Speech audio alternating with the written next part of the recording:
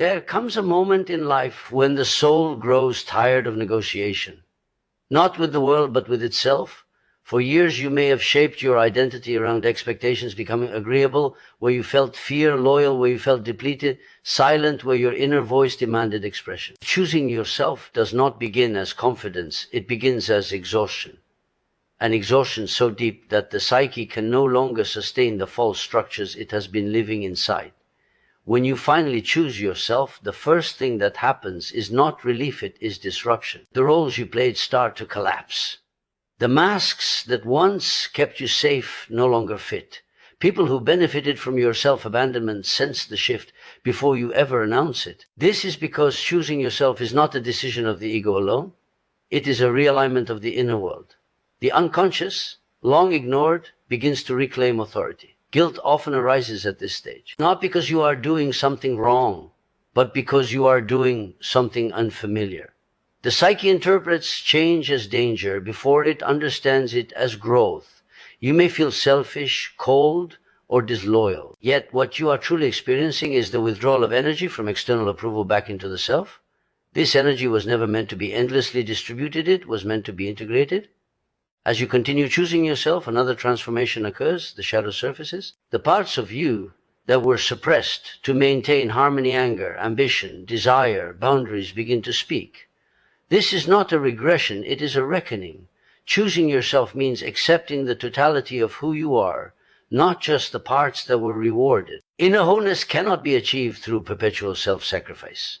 Relationships begin to change. Some dissolve, not out of cruelty, but out of incompatibility with your new center of gravity.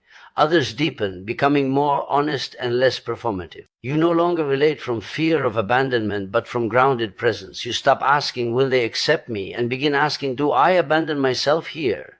Eventually, a quiet authority emerges. You no longer chase validation because your sense of worth is internally anchored. Decisions feel clearer, not because life becomes easier, but because you are no longer divided against yourself. Choosing yourself is not about isolation or superiority, it is about psychological sovereignty. From this place, love becomes a choice rather than a compulsion, and purpose becomes a lived experience rather than a fantasy. When you choose yourself above all else, you do not lose the world, you finally meet it as who you truly are. Choosing yourself rarely arrives as a moment of triumph. It does not announce itself with clarity or pride. It begins quietly in the depths of inner exhaustion, when the psyche can no longer sustain the weight of constant self-denial. This exhaustion is not physical tiredness alone. It is a deep psychological fatigue that comes from living against one's own nature. It forms after years of adapting, pleasing, enduring, and postponing the self in order to remain accepted, loved, or needed. Confidence belongs to those who already stand on solid ground, but choosing yourself happens when the ground beneath you has given way. At this stage, the individual is often confused rather than empowered. There is a sense of being emptied out, of giving too much meaning to others and too little to oneself. The inner world feels neglected, as if a vital voice has been ignored for too long. What once felt tolerable now feels unbearable. This is no weakness. It is the psyche signaling that its compensatory mechanisms have failed. The mind can no longer justify the sacrifices it has been making, and the emotional cost becomes impossible to ignore. Exhaustion strips away illusions. When energy is depleted, the ego loses its ability to perform, pretend, and maintain false narratives. The stories that once explained away unhappiness collapse under their own weight. You can no longer convince yourself that things will improve if you just try harder or become more accommodating. This is why exhaustion is such a powerful catalyst for self-choice. Forces honesty. It exposes the truth that confidence often hides, that something essential has been missing. In this state, choosing yourself is not an act of self-love, but an act of survival. The psyche reaches a breaking point where continuing to abandon the self feels more dangerous than the consequences of change. Fear still exists, but it is outweighed by the dread of remaining the same. The individual does not suddenly believe in their worth. Rather, they realize the cost of ignoring it. The inner tension becomes so great that a new orientation becomes necessary. This exhaustion also brings a heightened sensitivity to inner conflict. You begin to notice how often you override your own instincts, how frequently you say yes when your body says no, how deeply you have internalized external expectations.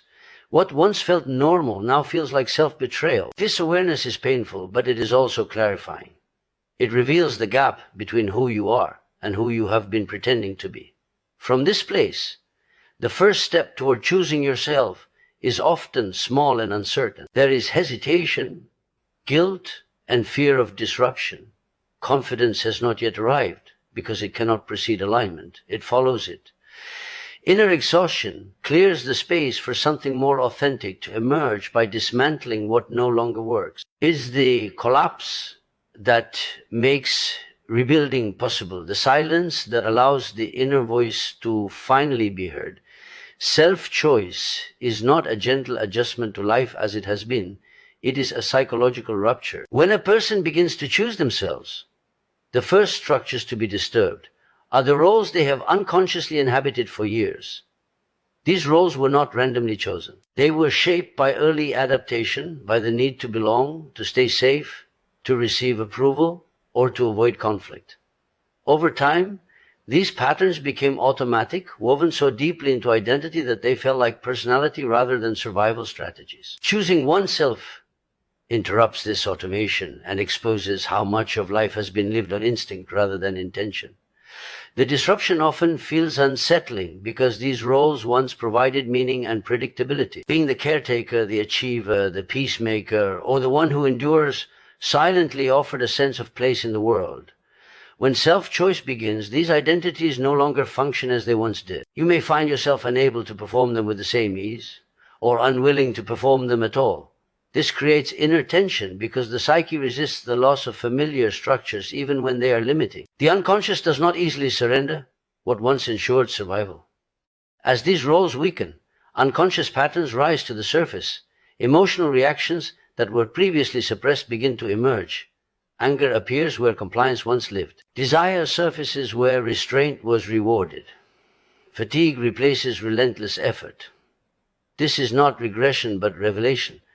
The unconscious responds to self-choice by releasing what has been held back, demanding recognition rather than continued repression. The individual may feel unstable during this phase, as if they no longer know who they are. In truth, they are encountering parts of themselves that were never allowed to develop. External relationships also reflect this disruption. Others may react with confusion or resistance because they were unconsciously organized around the roles you played. When you change, the relational system loses balance. You are no longer predictable, no longer filling the same psychological space. This can provoke guilt and self-doubt, tempting you to return to old patterns for the sake of harmony. Yet this discomfort is a sign that something fundamental is shifting. Growth rarely preserves comfort for everyone involved. Internally, the psyche begins a process of reorganization. Old motivations lose their power. You no longer act solely to be needed, admired, or protected. Instead, a new question emerges beneath every decision. Does this align with my inner truth? This question destabilizes unconscious habits because it demands awareness. Automatic behavior cannot survive sustained reflection. What once happened without thought now requires conscious choice. This disruption is not destruction, though it may feel that way at times. It is a necessary dismantling of an identity built around adaptation rather than authenticity. As unconscious patterns are brought into awareness, they lose their compulsive grip. The individual begins to act less from fear and more from inner alignment, even if confidence has not yet fully formed. Self-choice reshapes the psyche by breaking old agreements with the past, allowing a more integrated and intentional self to slowly take form. Guilt often emerges not at the moment we harm others, but at the moment we stop harming ourselves. This is why guilt frequently accompanies self-choice. It feels moral in nature, as though one has violated an ethical code, yet its roots are psychological rather than moral. When a person has spent years organizing their identity around being agreeable, reliable, or self-sacrificing, stepping away from those patterns triggers an inner alarm. The psyche interprets the loss of familiar roles as danger, and guilt becomes the language through which that alarm is expressed. This guilt functions much like a withdrawal symptom. The mind has grown accustomed to receiving validation, safety, or belonging through self-abandonment. When that supply is cut off, the nervous system reacts. There is unease, anxiety, and a persistent sense that something is wrong. Guilt fills the space where external approval once lived. It does not mean a boundary has caused harm. It means the psyche is recalibrating after the removal of a long-standing dependency. What makes this guilt particularly convincing is that it borrows the voice of morality. It says you are selfish, ungrateful, or disloyal. Yet these accusations often lack a concrete offense. No clear wrongdoing can be identified. Only a vague sense of having disappointed someone or violated an unspoken rule. This reveals the true source of the guilt, not ethical failure, but the breaking of unconscious contracts formed early in life. These contracts taught that love must be earned through compliance and that worth is conditional upon usefulness. As self-choice continues, guilt intensifies before it fades. This is because the psyche resists change most strongly when transformation is underway. The old patterns do not disappear quietly, they protest. The inner critic becomes louder, replaying old narratives to pull the individual back into familiar behavior. This can create confusion, leading one to question whether choosing oneself was a mistake. Yet this discomfort is not a sign of misalignment, it is evidence that a deep psychological shift is occurring. Over time, something subtle begins to change. The guilt loses its urgency, it still appears, but it no longer dictates action. The individual starts to observe it rather than obey it. This distance allows insight to form. You begin to see that guilt arises not when you act with cruelty, but when you act with self-respect. This realization weakens its authority. The psyche learns slowly and cautiously that self-preservation does not equal harm. As the dependency on external validation dissolves, the emotional system stabilizes, guilt gives way to clarity. Boundaries feel less like betrayals and more like necessities. The energy once spent managing others, expectations returns inward, supporting a more integrated sense of self. What remains is not coldness or indifference, but a quieter, more grounded form of care, one that includes the self rather than excluding it. Understanding guilt as a withdrawal symptom reframes the experience entirely. It shifts the question from what have I done wrong to what am I unlearning. In this reframing, guilt loses its moral weight and becomes a signal of growth, marking the difficult but necessary transition from self-abandonment to inner alignment. The shadow does not emerge because something has gone wrong, it emerges because something false has stopped. For a long time, self-betrayal keeps the darker, unwanted, or inconvenient aspects of the psyche buried. When a person consistently suppresses their anger, ambition, jealousy, desire, or need for power in order to remain accepted, these elements do not disappear. They retreat into the unconscious where they wait. Self-betrayal acts as a lid, maintaining order at the cost of wholeness. When that lid is finally lifted, the shadow inevitably rises. Ending self-betrayal is not a moment of moral clarity, but a psychological turning point. It begins when the individual stops overriding their inner signals and starts listening to discomfort rather than silencing it. This shift destabilizes the internal hierarchy. Traits that were once rejected for being disruptive suddenly demand expression. Anger appears where patience once dominated. Assertiveness replaces submission. Long denied desires surface with surprising intensity. This can feel frightening, as if one is becoming someone unfamiliar or dangerous. In reality, these traits were always present. They were simply denied conscious expression. The emergence of the shadow often coincides with a sense of inner chaos. Emotions feel stronger, reactions sharper, impulses less predictable. This happens because the psyche is rebalancing after a long period of one-sidedness. When only socially acceptable qualities were allowed to exist, personality became lopsided. The return of the shadow restores psychic equilibrium, but not without turbulence. The individual must now confront aspects of themselves that contradict their carefully maintained self-image. This confrontation can trigger shame. The mind may judge these emerging traits as evidence of moral failure rather than psychological necessity. Yet the shadow is not inherently destructive. It becomes destructive only when it is denied or projected. When acknowledged, it brings vitality, honesty, and strength. The anger that emerges can become healthy boundaries. The selfishness once feared can transform into self-preservation. The need for control can evolve into personal agency. Integration, not suppression, is the task. As the shadow comes into awareness, relationships often shift. Others may react to this change, interpreting it as coldness or aggression. This response reinforces the temptation to return to self-betrayal, to push the shadow back down for the sake of harmony. But harmony built on repression is fragile. True stability requires the individual to tolerate the discomfort of being fully seen, both by themselves and by others. Over time, engaging with the shadow deepens self-understanding. The individual learns that wholeness is not about becoming better, but about becoming more complete. Light and dark cease to be enemies and begin to function as complementary forces. When self-betrayal ends, the shadow does not appear to punish, it appears to be known. In being acknowledged, it loses its power to sabotage from below and instead becomes a source of grounded strength, authenticity, and inner authority.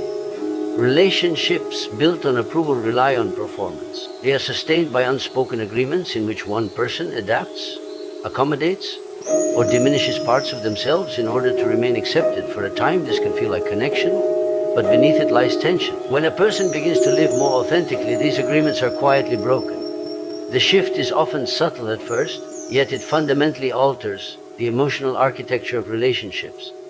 What once functioned smoothly through compliance can no longer operate in the same way. As authenticity replaces approval seeking, the individual stops anticipating others' needs at the expense of their own. They speak more honestly, set clearer boundaries, and tolerate discomfort rather than smoothing it over.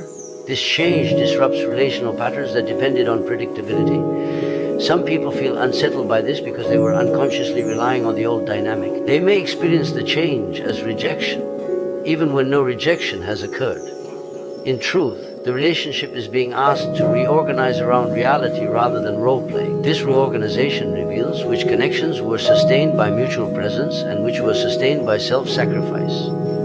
Relationships rooted in approval often require one person to carry more emotional weight, suppress conflict, or remain perpetually understanding. When that person steps out of the role, imbalance becomes visible. Tension surfaces not because authenticity causes harm, but because imbalance can no longer hide behind politeness.